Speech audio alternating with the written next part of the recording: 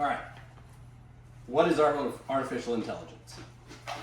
AI has been popping up everywhere between ChatGPT, Grok, Google. Everybody's been doing some kind of AI, really kind of trying to push it down our throats. And personally, I believe it's making everybody dumber. But there are some situations in where it's beneficial in medical fields and in large scale helpful ways. But when it's boiled down to being allowed to be used by an individual, it's overall negative. And with the mass amount that's being pushed out, it's hurting our environment. So, I'm going to start with health situations. In the March 2026 BBC article by Laurie Clark, she talks about how AI has helped with development of treatments for tuberculosis that we didn't have before. It's created about 12 new antibiotics for different infections that we've had that we haven't been able to come up with ourselves. So in some situations, it can be helpful between medical breakthroughs, scientific breakthroughs, or even in some places where there's a lot of wildfires. One example is here they've set up millions of these cameras all across California that help people monitor smoke and fires to help try and attack wildfires faster, like how Melinda Danziger mentioned in her 2025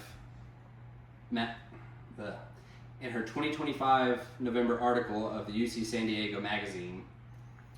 She talks about this and how it's really helping to cut down on the wildfires and how fast they spread. But with that comes other issues like the data centers.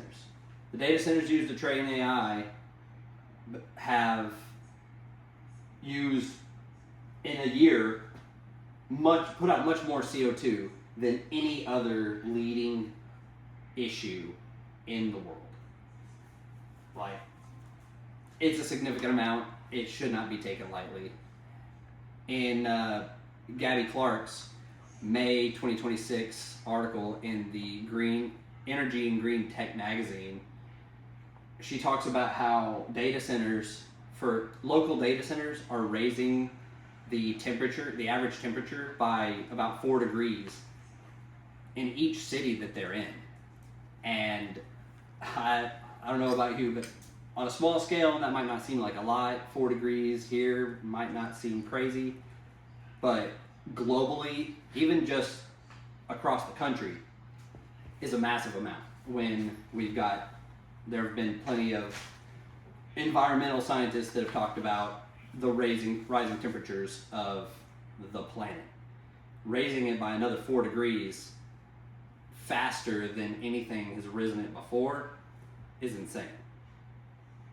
On top of that, I feel like it's really, when it's allowed to be used by an individual, by just normal people, they tend to allow it to do the thinking for them. People are giving over their autonomy, they're giving over their free will to AI. And AI is both unreliable in that sense and just a ridiculous way to use it. I had a couple people ask the Google AI just some of the most ridiculous questions they could think of. One person asked smoking while pregnant, and it suggested 2 to 3 cigarettes a day while pregnant, which is an insane number. I don't really have to explain to you why smoking while pregnant is bad, but this is the kind of answer the AI gave. I checked again this morning. It has since changed that answer to say that they're bad.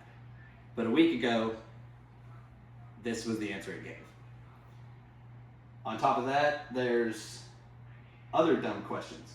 Like this person asked if they got attacked by at a supercharger, what would they do? This says to ask the attacker if you can leave. That's not helpful. That's a nothing answer. No attacker's going to just let you leave.